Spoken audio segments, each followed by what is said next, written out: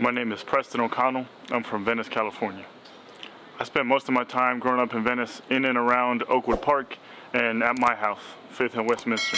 As one of the only white kids, really the only white kid besides my older brother in the neighborhood, Oakwood Park was a place where I could be equal. There's a picture of me in my first biddy ball that's still in the house today, and it's, 60 people, 59 black kids, and then my little goofy ass right there in the front.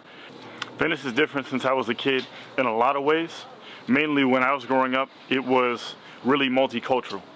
Oakwood as a child, I was the only white kid for any radius. You go 5 blocks in any direction, I was it, And when we were playing sports, I was very cognizant of the fact that I was the only white kid and what that meant, and what it meant to be accepted in this community, and how I was able to do that through sports. And I had, a few of my best friends growing up, yourself, DeAndre. I had a couple dudes that were Hispanic. It was all types of races and people in the neighborhood. And now it's really kind of become a Disneyland version of that. With gentrification, everybody has left.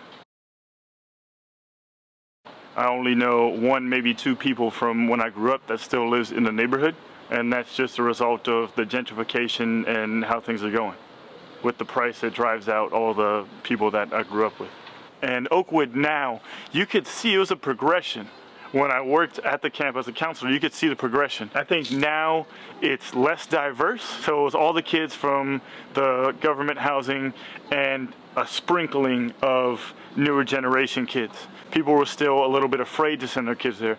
And as it gets going to now, you could see the 5 and 6-year-old kids would be all from the government housing. Then the next year, it was 10 kids, 8 of them were from the government housing. And you could just see generationally where it starts to change.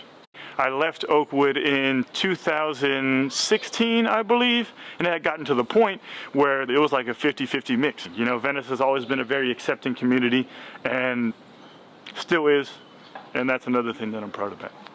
Venice is the same because when I was a kid, it really was where art meets crime, and you can take a lot of the elements of that out of Venice, but you're never fully going to remove it.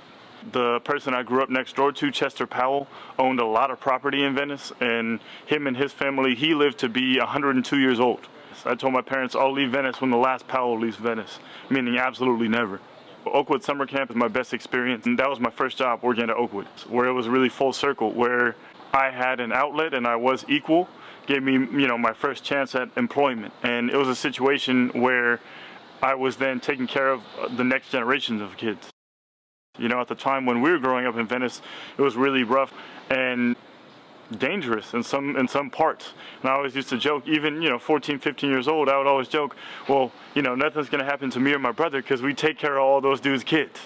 Yeah. And so that was definitely my best memory, being a camp counselor at Oakwood and coaching youth sports. The scariest experience that ever happened to me in Venice really stands out. My older brother, we went to school outside of the Venice area for elementary school in the Pacific Palisades. And there was a time where we were getting ready to go to a fundraiser there. And, we were getting ready to leave the house. My mom's packed up. Oh, I forgot my bag. My mom turns around to go back into the house. Oh, we hear out front, dot, dot, dot, dot, dot.